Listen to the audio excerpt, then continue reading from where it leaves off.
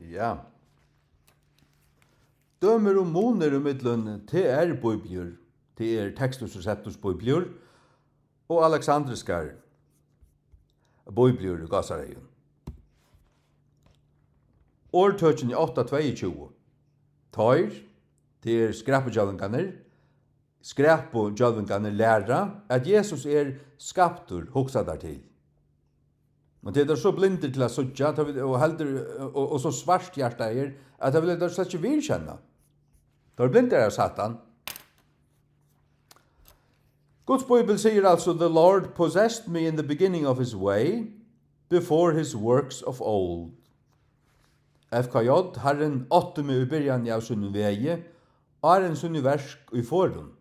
Luther, der Herr hat mich gehabt im Anfang seiner Wege, was machte, war ich da. Kong Christian satte, Herren eiede meg i sin veis begynnelse. Men Dahl sier, Herren skapa i meg som sitt fyrsta versk i forhånd. Og Victor, vi skapte Herren som sitt fyrsta versk i forhånd. Trobladjen at årtusen kapittel 8 om Herren Jesus Krist, til han Guds visdommer, så i 4 Korint 8:30. Og Jesus ikke skaptur, tog hava bæge Dahl og Victor ein falskan Jesus. Ja, men annar en sakramentalistisk Jesus, bak de her og et Jesus, og hin lukka som til du skal bare iuttala over øynafrina og einar levo og betesta og blå døptur, så er du tryggjar for livstøy. Og så han genga som en slursker og hårbukkur og senta som jeg vet ikke kvært, og jeg vet ikke kvært. Og du kan ikke missa det. Og at det bare, ja, først falskere enn anna. Det hva det Mika 5:2, skrapudjøvningarna lærer at Jesus hei et opphav. Jeg sier skrapudjøvningarna, tog gjør det brunar her, tar lærer at Jesus hei et opphav. Jesus har ikke opphav. Han har ikke byrjan. King James, but thou Bethlehem Ephratah, though thou be little among the thousands of Judah, yet out of thee shall he come forth unto me that is to be ruler in Israel, whose goings forth have been from of old, from everlasting. Men tu, Bethlehem Ephratah, tau at du veri til lytle med Juda tusunder, tau ut her skal han komme fram til mer, som er vera stjøtnar i Israel. Hvers utfæringar hava veri fra urforun, fra evigtverande. Sarstu. Og gamla danska hon sier, og hans utgang det fra fordom, fra evighetsdage. King James sier, goings forth. Ta merskjer, eller just det. Færa ut. Eller just det. Hvers utfæringar hava veri fra urforun, from of old til urforun. Of old, det er så spesifiseret, det her stender komma, og så stender from everlasting. Hvers utfæringar hava veri fra urforun, fra evigtverande. Det er samme som her. Og hans utgang fra fordom, fra evighetsdage. Hesen, han fer ut for å gjøre seg lengst igjen, faktisk fra evenløkene. Og han for at i evenløkene begynner han å gjøre seg. Hesen eviggjør, han har ånga byrjan. Hva sier Dahl? Fra forhånd opphav hans, fra evenløkens døven, til en trobløgje. Jesus hever ikke opphav. Victor hever en større trobløgje, han har en dobbeltan, og opprunn i hans i forhånd fra forstøyer døven. Forstøyer døven hever ikke vi evenløkene gjøre. Det bare lengst igjen. Det vil si lengst igjen heies ned Jesus til Victor og en opprunna. Og det satanisk falslæra. Du at opprunne merker en byrjan et øynekvarjon. Og opphav merker også en byrjan et øynekvarjon. Opphav det samme som opprunne, fra opphav et enda. Kjelda, språten. Sannløysen at Jesus hever ångan opprunna, Jesus hever ikke opphav, han byrjar å gjøre seg. Han byrjar å fære ut, å skapa og gjøre ting, helt lengst igjen og helt spesifisera fra avlagan. Hette sann læra, hette satanisk falsk læra oppe ur helvete, ur Bibelen til alle Viktor. Det tåler det ikke høyre, men det skuiter jo. De skulle gjøres vel og innsøke sannlagan og feisa tingene. Og i Isaiah 14:12 blanda der Jesus og Lucifer saman. Tog at her kallar der son morgonsins fyrir morgonstjørna. Og tar gjera ljømande, tar gjera Lucifer til ljømande morgonstjørna. Det passar ikke. Tog at bare ein ærestande i Bibelen verur morgonstjørnan personifisera, og her hon Jesus. Og ta der så sier til ljømande morgonstjørna og sier at han fallen av himne, tog blanda der Jesus og Lucifer saman, til å være Lucifer som fell. Og han sonur morgonsins, han ikke morgonstjørna. Og prekve til her. Hebraiske teksten sier Hillel ben Shakar, som helt neft merker Lucifer, sonur morgonsins. Hillel. El en personer, to, hin, og et eller annet. Og hel merker Eloisa. Det hebraiske hel kommer inn i grikst som helios, som saulen, og lux, øysene, og kommer inn i latuin, øysene som lux. Helios blir til lux av latuine, som øysene luci, til et eller annet ved luisa, og Lucifer altså latuin, men det gonger atter i grikst, som gonger atter i hebraist, og stavneren hel, og el en personer. Det vil si at Lucifer en personer, en lysande personer, men det en som ber eller flyter ljus. Lucy ljus, og fer a flyta. Du hever det i enskund som transfer. Du transfer til a flyta tinga. Lucifer en som flyter eller ber ljus. Ja. Ben merker sonur, og Shakar merker morgon. Stjøtna av hebraiskon kokab, og te stendur ikkje oi versenun. Og i nøkron hebraiskon handrite av gjerrar i flatene. Og sonur sier at dette en personer. Tan personeren ikkje morgonstjøtnan, men Lucifer. Morgonstjøtna hei vere Boker, kokab, og det stendur i Jobb 8:36. Her stendur av hebraiskon Boker, kokab, og det tog alle som morgonstjøtna. Men Boker, kokab stendur ikkje i Isaiah 14:12. Tog det ikkje morgonstjøtna, men det sonur morgonsins, og Hillel merker Lucifer.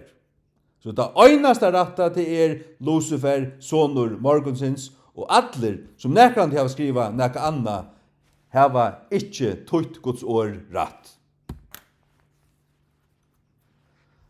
Trobladjen at Jesus morgonstjøtnan og i oppenberingene 22:16. Her sier Jesus, Jesus har sendt min angel av vittna for tikkun hesa loter i kyrkjunon. Raut og avkom Davids, og hin bjarsta og morgonstjøtnan. Tog det ikke minne en godsbåt å si at morgonstjøtnan fell av himne. Morgonstjøtnan Jesus sier at det var Satan eller Lucifer og fell fra himne. Jesus sier i Lukas 28, og han sier vi tar, skoa i Satan som snarljøs falla fra himne. Hva så han ta? Når han sa Lucifer eller Satan, de samme personer, Lucifer Satan, Satan Lucifer, han fatt fra himne. Sars du, han Lucifer Arnan fell, og han øyde Satan etter at han var fattlen. Han var en angel i himne. Ta lærer Ezekiel 28, øynkvann, tryggvante, bibellesere som vite mittel øyrene. Matteus 8:25. Tar stola katolskare falslæru. King James says, and knew her not till she had brought forth her firstborn son, and he called his name Jesus. Det dette år her I blavon som firstborn. Her stender først King James som fyrsta fødda son. Luther en ersten son gebar, som fyrsta son fødde. Og kong Christian sin sønn den første fødte. Dahl og Victor tar utelette året fyrsta fødda. Tar sier bare fyrir noen I 8 sonsun. Son 80 en son, ok, en son. Nei, dette var henne første fødte. Og sier man første, så han nummer 2. Men her en katolsk falslæra som heter evige jomfrudømmer Mario. Tar læra til at Maria, etter at hun fødte Jesus, var verande jomfru. Det var hun ikke. Og tar læra til at hun ikke åtte flere bød. Men første fødte sier at hun åtte flere. Det hever du første, så hever du et neste. Og I Markus 6:3 leser du om at Jesus åtte negsisken. La meg lese det for deg. Han åtte omløy 6 sisken. Han var aller helst kjente siskenen. Men han var det første.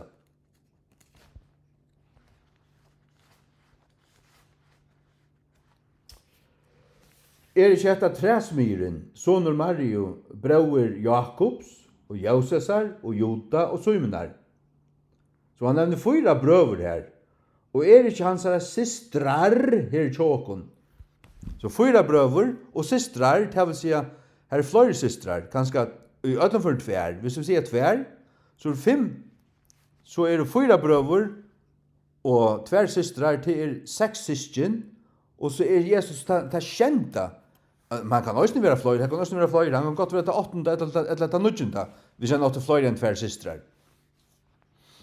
Så her sier du nevløygan, og rett og lærerne I rødt og bøyblene, og falslærerne til sånn lorstaklotten og nedbøynt. Skrapjallingen, Dahl og Victor. Som vi har 0 respekt for. Matteus 9:13b tar fjerna omvending. Rette teksteren, Textus Receptus sier, og reformationsbibelen sier, for I am not come to call the righteous, but sinners to repentance. Luther, ich bin kommen, die Sünder zur Buße zu rufen, und nicht die Frommen. Syndere til omvendinger et kalla, og ikke frommar. Kong Christian, til jeg ikke kommet å kalle rettferdige, men syndere til omvendelse. Dahl sier så bare til ikke kommet å kalle rattvisar, men syndarar. Victor, ikke kommet å kalle rattvis, men syndarar. Jesus kallar syndarar til omvendingar. Ikke til å være hyklariskar humanissur, som heldur spenna heimen og Guds rujtje saman til en gråan ellebita av Gøtesande.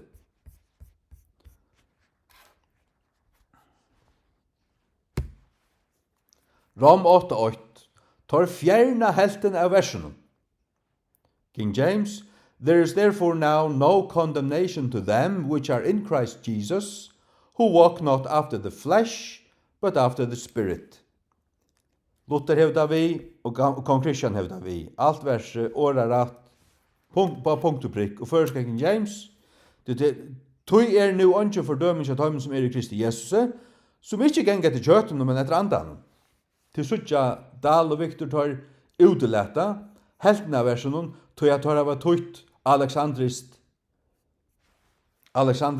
perversion. Sannløgjen ut fra Hesun, at du måst øysne genga etter andanon, fyrir at ønske fordøming skal være.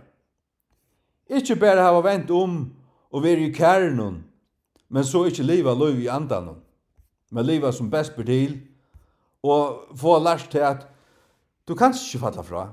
Nå du tryggjaver gav, du øyne for vent du være I kærnon, og bla bla bla, og så passer det bare I røvrige. Nei, sannløsjen du måst genga etter andan og genga til ta dagliga løyve. Livet du i andan og ikke etter holden, så er det ikke fordøming for det. Og ta du av sonnen og Kristi Jesus. Så det er ikke bare til teoretisk og teologisk og imot til vatten og omvending øynefer for 20 år siden at nå er du i Kristi, bla bla bla. Nei, livet du i noen, er han levende jo der? Ganger du i andan og så videre? Tilspurningen. Markus 9:42a. Tar fjerna avvirke av trunne. Tar fjerna avvirke av trunne. Det vil si personen, tar fjerna personen. Hva du skal trykke av. And whosoever shall offend one of these little ones that believe in me. Luther. Und wer der Kleinen einen ärgert, die an mich glauben, som av meg tryggva, sagst du? Og hvor som forarger en av de små som tror på meg. Og hvor som helst i velder øynene som små som tryggva med møgnboa. Dahl og Viktor Bayer fjerna av meg. Da sier bare øynene som små som tryggva. Tryggva kvært. Babsa lærer. Badnadøp og kommersjon. Nøy av Jesus. Vi kunne tryggva som engt. Buddha, alla og kun sjálv. Og så videre. Akkurat ikke gauhøyt kanskje. Men det er altså av Jesus vi må tryggva, ikke bare tryggva. Forstått? Johannes 2:20. Tøyr, skrapetjellingene, Dahl og Viktor, stola fellskapet. Tøyr stola fellskapet. Ikke undre alltid at Restorff skångt alla babsarna og fotlar i havn, lærte alt å drekke i havn i 30 år. Det skjønte alt du. Hikk. King James sier, and saith unto him, every man at the beginning doth set forth good wine, and when men, legg meg til, have well drunk. Have, to have drunk, til å hava drukje. To have well drunk, til å hava til vel at hava drukje. Og ta i menn vel hava drukje, det vil si drukje vel og vilja, drukje nok. Av kvarjon, vojne. Vojn nøytest ikke å være fermentera. Hebraiska hotekje vojn alt fra vojndru og siroppe, nøyliga blanda i vatten og rørst, til akkurat som ribenasaft som du drekker, det vil kalla vojn. Det sterkur drikkur, så stendur sterkur drikkur. Eller stersk vin, eller sterkur drikkur. Det ta det fermentera. Men vin i prinsippen bara vindrusaft, og gjøtar drukk og til at vattnet var så skite. Tu blanda av der vindru og sirop opp i vatten, for at det skal kunne drekkast. Annars så det brunt og skite ut da.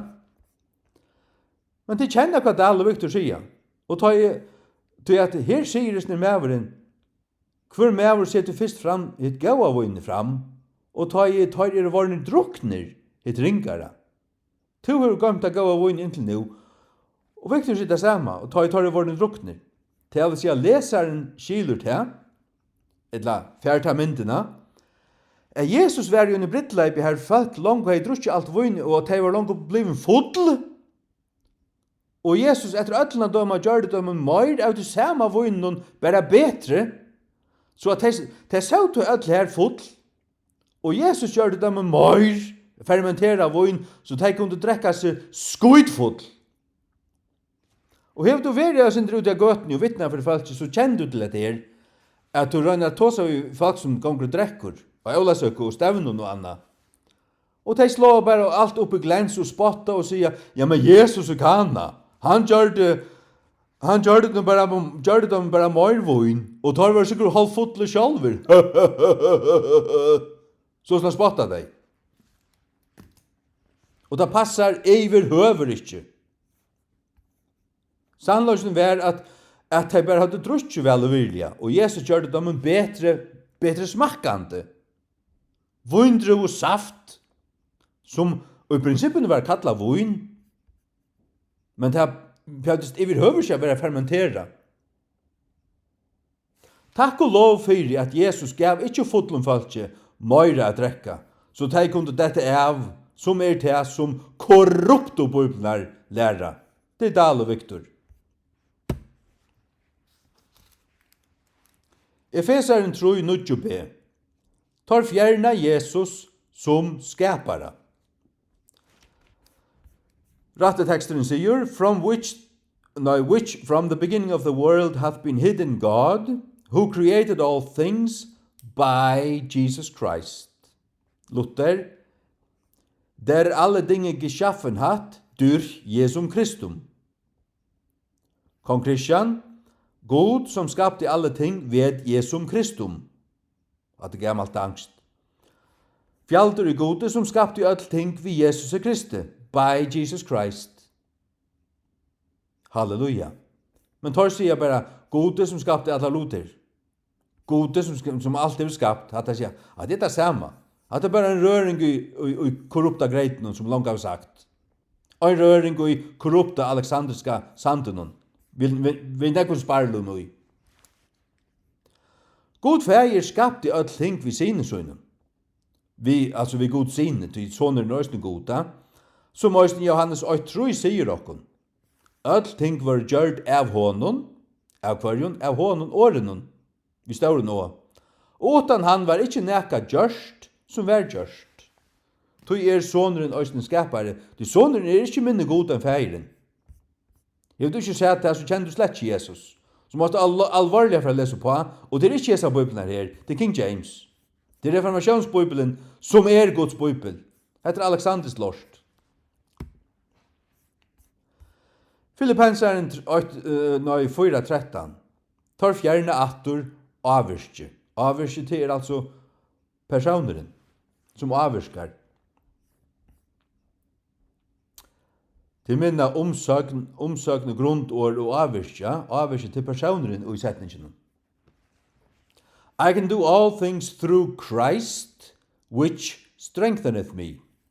Luther, ich vermag alles durch den, der mich mächtig macht, Kristus. Jeg formår alt i Kristo, som gjør meg sterk. Jeg megner jeg gjør alt ting i jøkken Krist, og i styrker meg, først King James. Tar seg bare, jeg orsker alt i hånden, som gjør meg sterk. Og Victor, han skriver det ved stavron, til å ikke si hånden, året hånden, men det året som er standet til Kristus. Og en stavre bøkstaver erstatter ikke Kristus. At stadvek en sparlur, at skræpa. At det skræpa. Kristus nevnt og i tøtjelit, og til òsne eksklusivt, til at det ekskluderar eller utelokkar ødel utan han. Det kan ikke være Maria, eller et halvdjemen, eller nekkar annar. Hånden vuffemt, og i tøtjelit, inklusivt.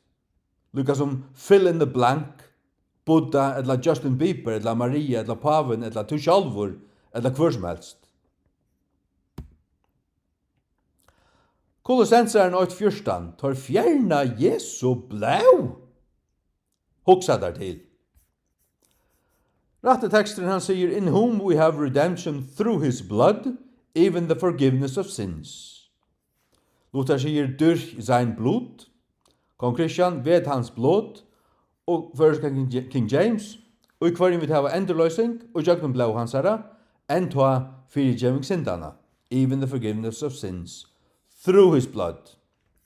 Tar sier bara, som vi hava enderløsing, og i fyrirgjeving syndana, tar fjerna Jesu blau. Voi tøymon. Voi Dal og Viktor, og voi tøymon som fylgja tøymon. Tøymon som elskar det her, og ikke vira og elskar Jesu blau nok til å vilja ha en bibel som heter oi. Og det ikke noe godt at sia, ja, men det stender og gærestane. Du skal elska Guds ord nok til at du elskar hvert vers igjen, og hvert ord igjen. Jesu blau manglar altså i alexandrisko perversjonen Dals og Viktor. Det vær og grund nok til å sitte 5-6 timer om dagen i 16 år.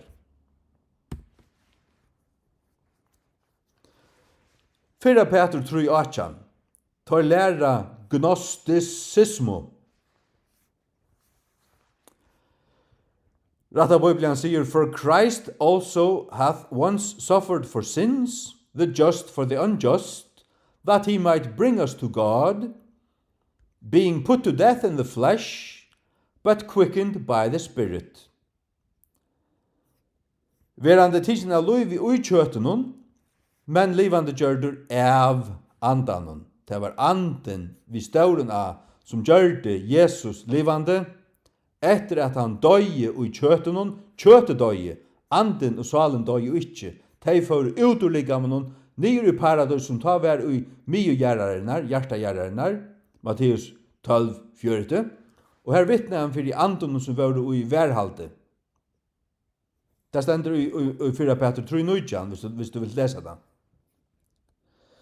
Dahl og Victor sier bare til samme, tar sier til at Jesus la deian og likamenen, men var livet til gjørdur ui andan og vi luttelna. Victor sier det samme.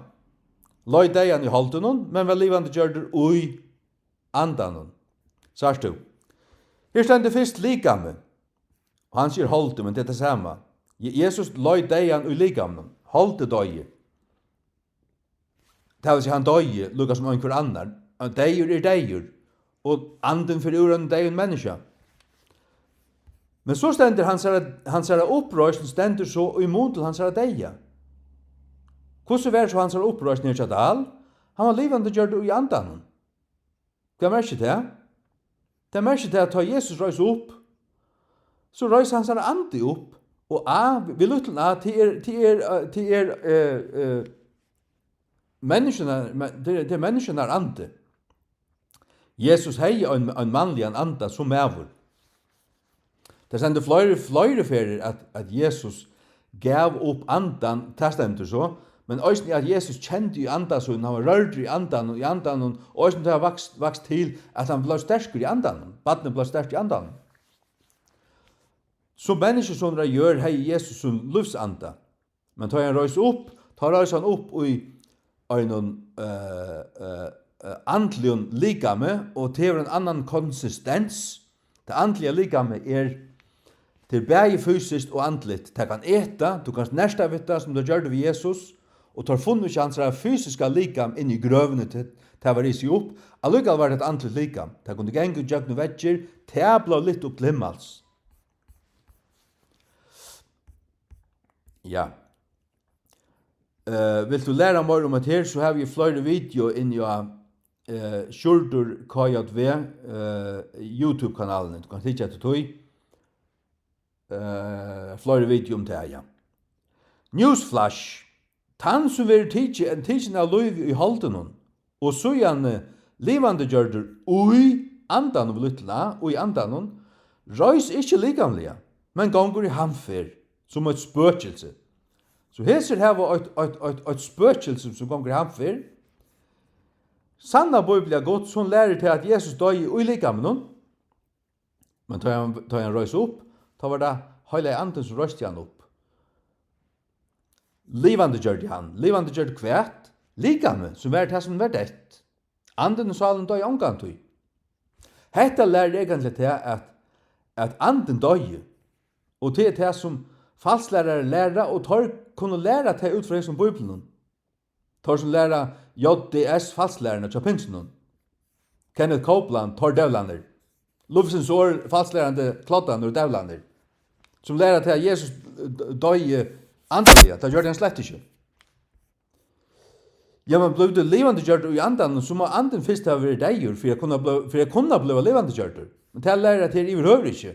At det sier til at ta Jesus ble levende gjørt, ta var det heilige anden som gjør det han levende.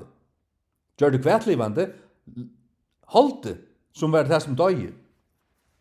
Det vil si, heilige anden tog Jesu and, og før vi hånden nyr til hjertegjerrenar, Abrahams feng, her han vittna for anden som var i varvarslo. Og ta Jesus røys opp, ta førde heilige anden Jesus opp atur, hans sal og hans anda. Hans sal, hun var ikke etterlaten i helvete. Og helvete her, det ikke eldre, men det rum in i hjärsta gäraren här. Här som man också vittnar för anden och varvarslu. Du i gamla testamentet var helten av till helvete och helten av till var paradis. Ta Jesus røys upp, ta tok han öll teg vissar upp til himmels. Halleluja. Nå, men jeg har lært det til fyrir, jeg pysjer fyrir jøkken datter. 1. Johannes 3, 2-3a. Tar gjeva rum fyrir anda antikrists. Få nu egen i oppleten tid, det gra blinde drumpar. Ratte teksten sier såles sagt du. Hereby know ye the Spirit of God, every spirit that confesseth that Jesus Christ is come in the flesh is of God. And every spirit that confesseth not that Jesus Christ is come in the flesh is not of God. And this is that spirit of Antichrist, sagst du? Det samma bægi ui positiva, jottande, og òsne ui negativa, tan andre som ikke jottar. Hva skal han jotta? Eller hva jottar han ikke? At Jesus Kristus er kommet i kjøttet. Men tar sier det bare, som ikke, og hver andre som ikke virkjenner seg Jesus. Her minkar der, her skjerja der treitena. Det vil si, og hver andre som virkjenner seg Jesus kommet i kjøttet, han er fra gode. Så sier der, og hver andre som ikke virkjenner seg Jesus, er ikke fra gode. Det vil si, her er du en ande her, men han virkjenner seg Jesus. Jo, vittne virkjenner seg Jesus. Hvis en fastlæreren her, hvis en falske profeteren her, han virkjenner seg Jesus. Men han virkjenner seg ikke at Jesus Kristus er kommet i halte, eller kommet i kjøtten. Sagt du? Så sånn løyva der, og i øren fører noen, det vil si, helten av fører noen, her har vi kjærst treitene, tar av vukka meskaner, og så sånn gjør vi der rom for i anda antikrists. To er bøyblir Dals og Viktors, antikrists bøyblir. Han ante som er ui her, han er antikrists bøyr utar av bøyblir, han bøyr ikke i King James og først King James. Krevi er altså lykka, begge positivt og negativt. Vi at lakka krevet til bære av virkjenna Jesus ut i negativa, heva tar åpna dittnar fire anda antikrists. Tuggen Jehova vittner gengar rundt vis ner, og føler det finnes til det. Hver jeg bøybel bæra Jehova vittne til å komme og benka dittnar, Victor sa. Tar for ångan til å bæra førske King James, tar tål ikke andan i henne.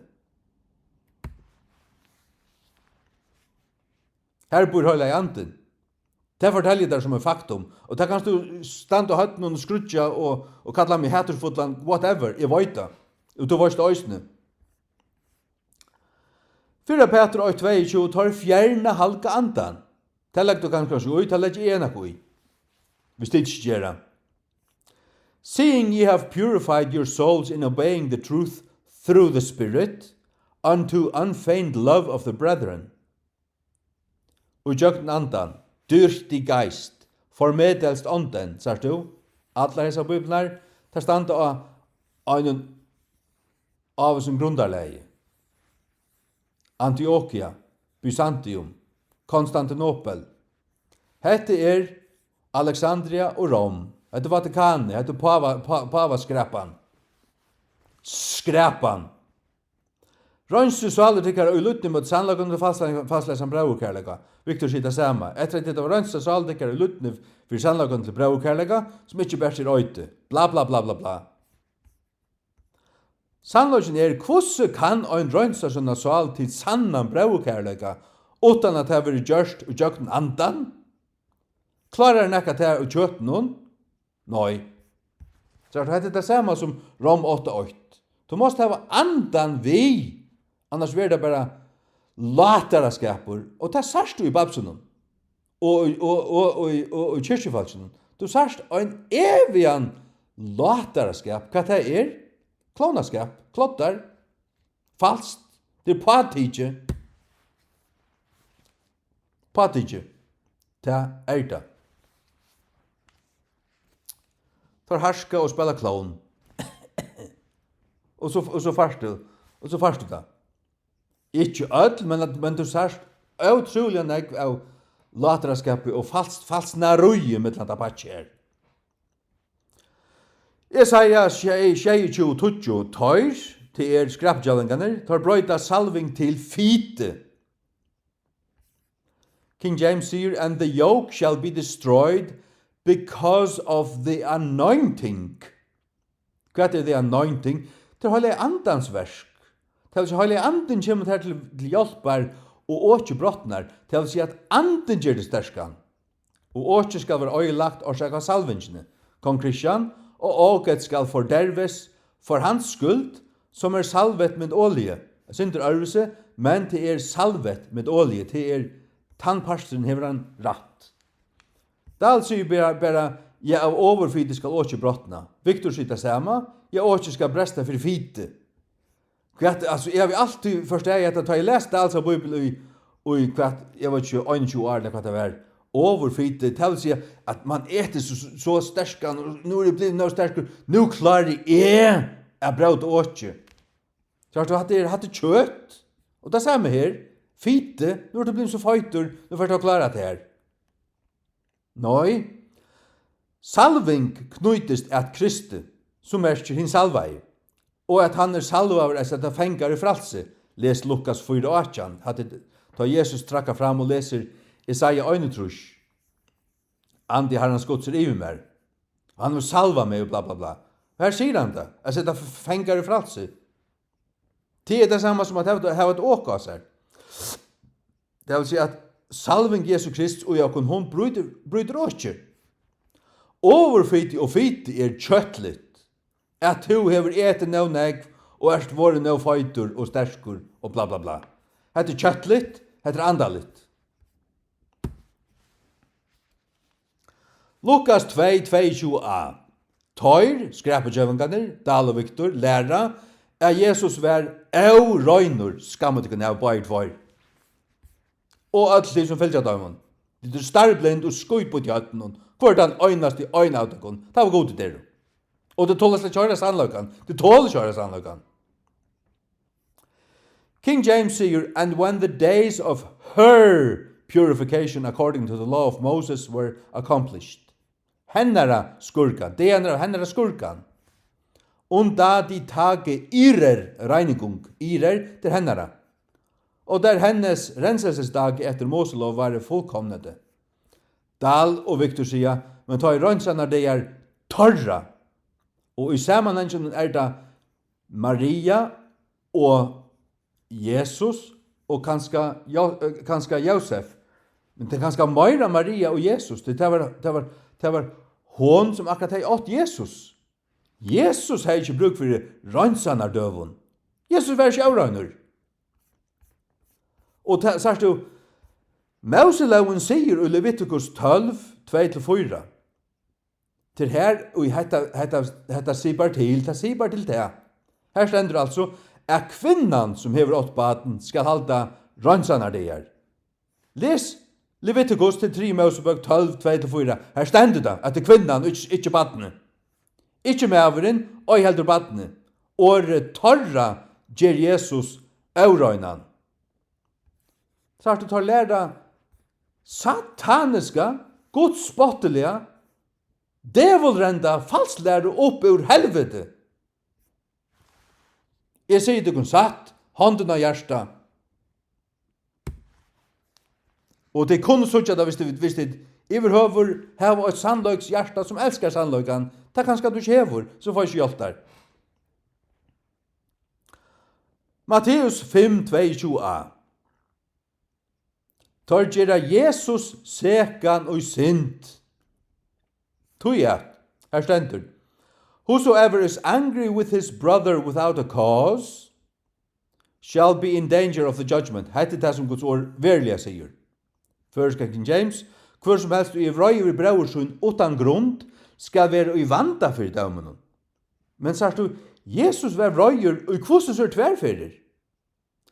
Og hvis det ikke at du kan ta en grunn til det, og hvis det ikke at du tar i vanda for det, at det er via om det rettvis røye eller ikke rettvis røye, om du har rettvis grunn til det eller ikke, og så videre, ja? Så du, Dahl sier bare at hver vrøyer under brauersøyn, så du hver merker alt.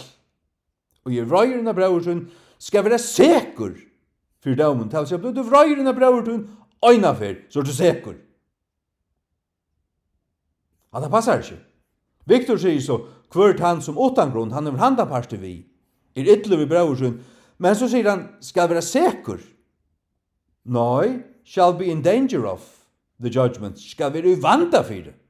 Tog at det være via, tog at det er immun til ditt hjertamotiv, tog at det er grunden, hev denne grund. Er det fyrir Guds rujtje sætjer, og er det imot heklarui og auratvis, og så videre, og i meinjøytene etla i samfunnet som hold, og du hever rett ut som du sier, så er du kjenta. Newsflash, rattvis vrøye inn av auratvise, falslæro og spittlo er ikke synd. Jesus var vrøyer i Markus 3:5 og Johannes 2:12-16, men vi grund og vær tøy ikke sikker. Hatt har vi skilt. Jeg har langt skilt det her.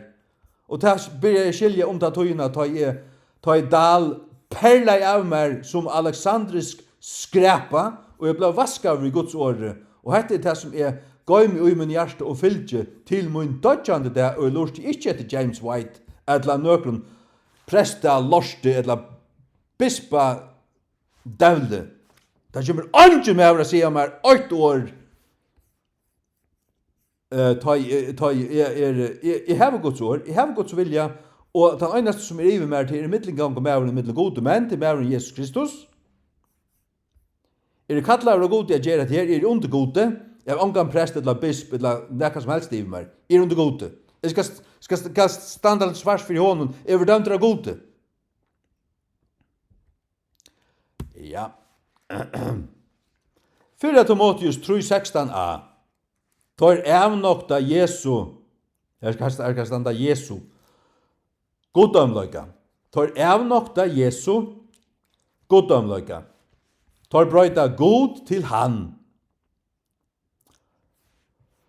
Og det er ikke nok å si bare, ja, men han er god. Nei, her øyer standa, God was manifest in the flesh. God var givet til kjenner i kjøttene. God var til kjenner givet i kjøttene. God is offenbart in flesh. God er åpenbart i kjøtt. Tor sier bare, han som var åpenbart i holdet, han. At han lærer ikke til at han som kom er god. Sars du, hetta lærer til at ta Jesus kom, ta kom god. Ja, men så er Jesus god. Og tar nu ikke tredje artiklene i Church of England fra 1648.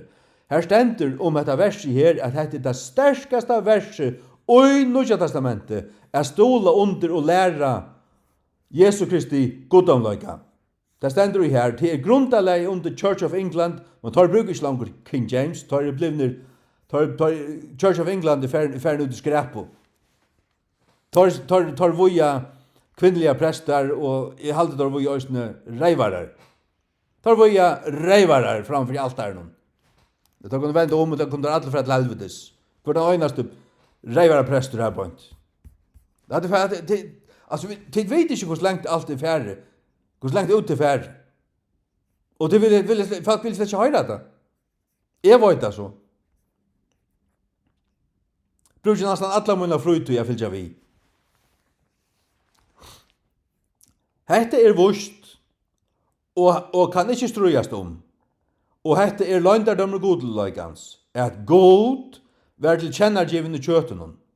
Jesus er tog god, tog at det var han og kom. Hette er 4 Timotheus 3:16, sagt du, og i grisk og handriden, man sparte papiret, tog stitte man året theos, man brukte negv til årene som gikk atter og atter, de ble stitt til fyrsta og sørsta bokstav. Vi leser det blåa her.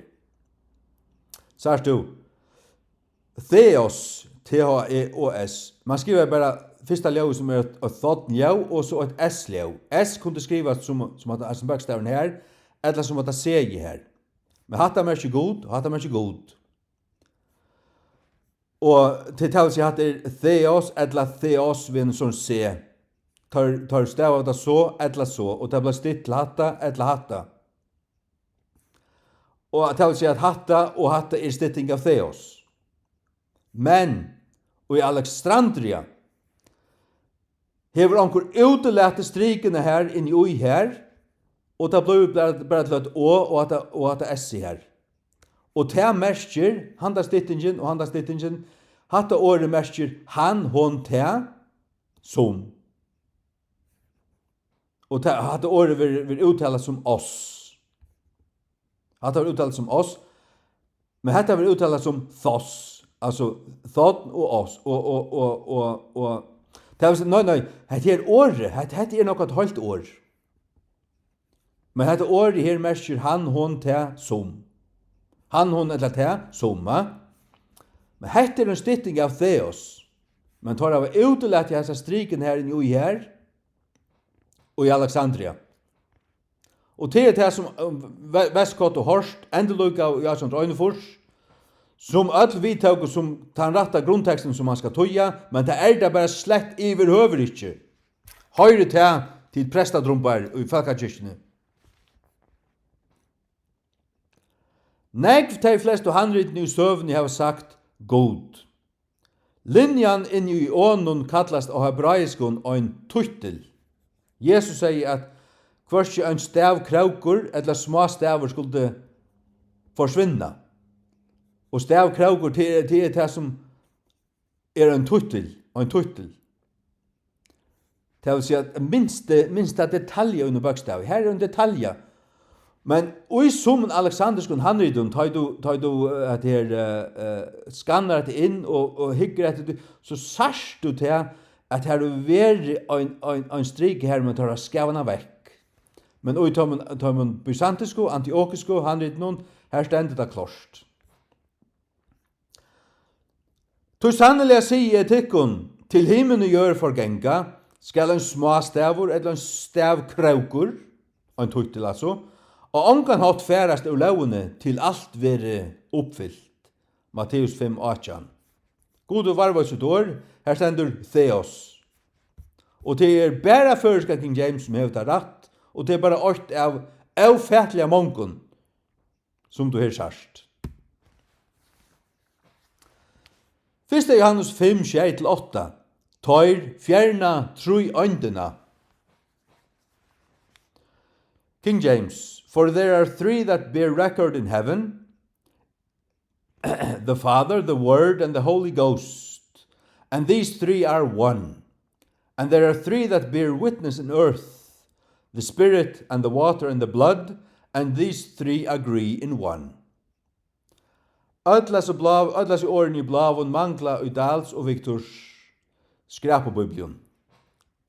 Du hørte meg rett. Og i det som sier.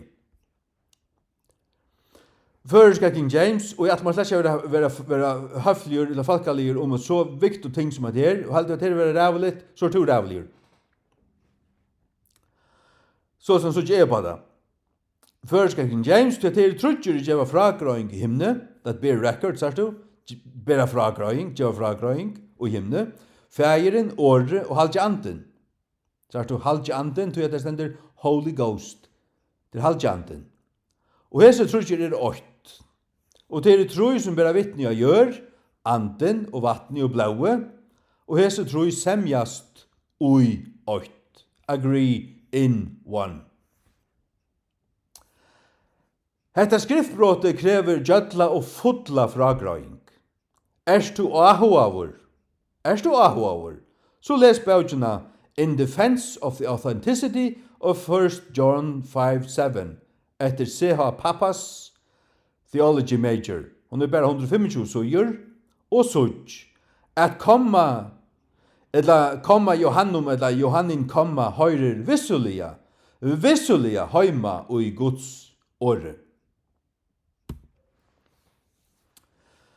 Vi fortsetter vi 1. Johannes 5:6. Intern pregg og i skriften sjálvare fyrir at 1. Johannes 5:6 vurst er Guds år, så som det stender i King James. Pregg 8. Ta og i halde komna åre vi stauren å, personer Jesu Krist, kjemur fire, skjeifer i skriften, og i skriften Johannesar, kommer fyrir tjei fyrir og i skriften Johannes her, men bæra ta i 1. Johannes 5 tjei vi. Det vil si året, Johannes hever det fram om henne, han skriver om året som person, og her gjør King James det året størst, eller størst W, jeg har skrevet størst å, og det kommer fyrir tjei fyrir. Sjálvan det hever god av tjeitalsmynster, det hever han ikke natt av bøyblene. Han har ikke nekka sekstalsmynster, jeg vil øver ikke. Det som fylgjande. 1. Johannes 8:8, Johannes evangeliet 8:8, Johannes evangeliet 8:8, Johannes evangeliet 8:8. Det var ikke første vers kommer det fire trusjaferer. Fjøra fer kommer det fire i Johannes 8:14, femte fer kommer det fire i 1. Johannes brev 8:8, satte fer kommer det fire i 1. Johannes brev 5:6, og kjente fer kommer det fire i Johannes åpenbering 9:13. Hatt fyrsta prekve. Men så det manglar ikke alle viktig, så tar det og i holdt kom det året 6 ferier. Det passar ikke! Satanisk skräpa! Det kunne gjøre vi kvett vilja. Jeg har ikke respekt for det kun. Noll! Jeg har noll respekt for det kun. Bibelfella i Dals og Bibelfella i Viktors. Det kunne vende om Bayer 2. Eller Bayer felløyne. Så prekk nummer 2. Årene logos, åre, kommer 4. Tjeiferer og i brøven Johannes her. Men bare om 1. Johannes 5 tjeier vi. Og ta det bare for det og i halvdekomne åre, og for det å skrive i åre. Det vil si, og i 1. øren og 3. Johannes her brevet, kommer årene 4, årene logos, det er the word, enskene, åre, kommer fyrir tjeiferer. Øysene innanfor brøvene, sagt du. Men bare om 1. Johannes 5 tjeier vi. Det vil si, her et dobbeltpregg, 8 og 2. Fyrir okkon som har vitemiddelen øyrene, som har et livande hjärsta, som elskar Guds år, og som elskar som elskar Jesus, vet elskar hans år. Hvis man ikke elskar Guds år, så elskar man slett ikke Jesus. I brøvelse. Guds tjeitalsmynstur talar fyrir øynun, fyrir tøymon, og kjenna og øttast god. Hetta talar fyrir mer. Totalt. Jeg burde ikke anna suttja. Jeg suttja det her, og jeg vet det. Hatt det. Så viser jeg Guds tjeitalsmynstur i øren titlun Jesus her. Hermoner av Textus Receptus Biblion, og Alexandruskon Skræp på Biblion, omboar i Biblion, Gassarion, Dals og Viktors. Jesus øynaste mittlengångomæver mittleng god og menn. Og mittlengångomæver, året mittlengångomæver, kommer 4 tjeiferer i King James Biblene. Men 6 ferer i Alexandriske perversjonen, tog det manglar tjatøymon æreferene i Galaterbrevet 3:20. Mittlengångomæver stender i King James, og i Galaterbrevet 3:19, Galaterbrevet 3:20, 2 ferer, og i 4 Timotheus 3:5, og i Hebreabrevet 8:6, Hebreabrevet 9:15, og Hebreabrevet 12:24. Mangla det og i Galaterbrevet 3:20, 17 fer, så fettler hesen titul Jesus nir av 6, ikke tjei. Øyne kvar som kjenner god, og øttast god, og kjenner Bibelen til aller fjernasta, vet jeg at det er Guds minster at leta goddomlige titlar komme fyrir tjeiferer. Og det gjør det i King James, men 6 ferer og i Alexandrisko, og Pavalio, perversjonen, Satans, og Origens, Clemens, og Philos, og Westcotts, og Horsts, og Dals, og Viktors.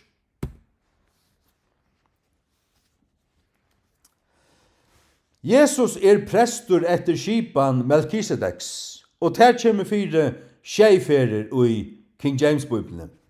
Men 6 ferer i Alexandriske perversjonen, tog det manglar tjatøymon og Hebreabrevn 6:21. Etter skipan Melkisedeks stender i Guds Bibel i Salmi 124, Hebreabrevn 5:6, Hebreabrevn 5:20, Hebreabrevn 6:20, Hebreabrevn 6:11, Hebreabrevn 6:16 og Hebreabrevn 6:21. Sjálvande stendet av tjejferer. Og det gjør det i Guds bøybel, men i pavans og satans perversjon, og perversjon Dals og Viktors stendet av 6 ferer. Det vil si at du kan hikke etter 3 titlen til Jesus Kristi, og her har du Jesus Krist, tjej, og i Guds bøybel, men 6 i alexandriske perversjonen. Det ber vittnesbord om det for øynene som er nekka vit, og et levende hjerte, at hatt du perversjoner, ikke Guds ord. Ta i så en bøybel kjemur, her det stendet tjejferer, så vet man det, hatt Guds bøybel. Og jeg bør ikke spyrre nekka etter, jeg vet det. Og øynene som hever et levende hjerte og kjenner god og øttast god, han vet det øysene. Her skilja segne fra gøytenen. Må jeg god gjøre det hjertestød, og gjøre det et livende hjerte. Og gjøre det kærlaget til sitt år, og at elska hans år, og elska god ved at elska hans år. Jesus sier det. Elska av det med, så halde, så den som elskar meg, han helder på mine. Og hans på altså i hans år. Halge anden hever tjej gjerningar i Efesaren.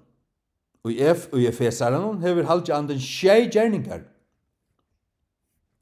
Det vil si anden. Men tar brøyda andan til ljøs i Efesus 5.9. Halge anden hever tjej gjerningar i Efesaren.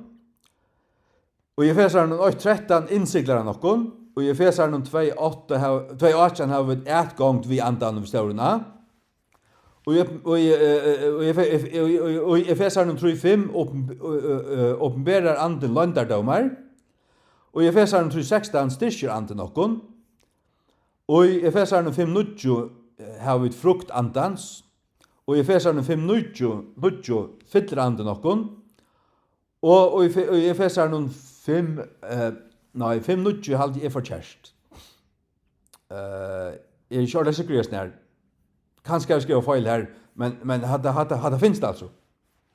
Og i Efesaren 5.8 hjelper anden okkon. Ja. Men i alexandriske perversjonen, men 6 fyrir i alexandriske perversjonen, tog jeg tar brøyda andans til jausins, og i Efesus 5.9. Det gjør Bæge, Dal og Viktor. Tog hever halde anden sjálfur som personer bæra 6 gjerningar i Efesaren til Taimon, men 6 gjerningar i Guds bøyblio. Sjálvandi hever han det. Sjálvandi hever han det. Sjálvandi hever han det. Halge anden kommer 6 fyrir og 17 Petrusbrevet. Halge anden kommer 6 fyrir i Petrusbrevet, men 6 fyrir i alexandriske perversjonen, tog jeg tar utelette årene og jøgnen andan og 4 Petur og 22. Tar utelette at her, tog fettelen nere 6, ikke 6 som det gjør tja gode. Tja gode. Det vil si at Dal og Viktor og Satan tar hava sunna bøybel. Jeg sier at Dal og Viktor og Satan hava sunna bøybel. Har du hva sier? Jeg sier Dal og Viktor og Satan hava sunna bøybel. Det hava slik Guds bøybel. Det har givet ikke noen bøybel leit. Og en perversjon. En perversjon kan ikke råkna som Guds bøybel til at den sanne er kommet. Den sanne er kommet av føreskånd. Just vel.